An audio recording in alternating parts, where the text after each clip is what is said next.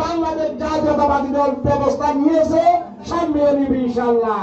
পরিশেষে একটি কথা হচ্ছে, জনাব তারেক রহমান যেই দিন বীরের বেশে বাংলাদেশে ফিরে আসবে, জমায়াতি বলেন যারা সিঁড়ির পিড়ি করতেছে, পালাইয়া রাস্তায় পাবেন না, বাংলাদেশের সবাইকে ধন্যবাদ। বাংলাদেশ জাতীয়তাবাদী দল জিন্দাবাদ। শহীদ জিয়া হোক, ম্যাডাম খালেদা জিয়া জিন্দাবাদ। তারেকের অহংকার তারেক রহমান জিন্দাবাদ। উপস্থিতি সবাইকে ধন্যবাদ। আসসালামু আলাইকুম ওয়া রাহমাতুল্লাহ। সম্মানিত অতিথিবৃন্দ,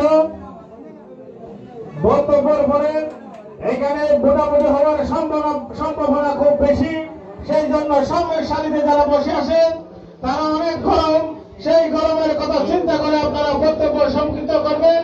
এই পর্যায়ে আপনাদের সম্মুখে বক্তব্য রাখবেন জলালাবাদ ইউনিয়নের সিনিয়র বিএনপি নেতা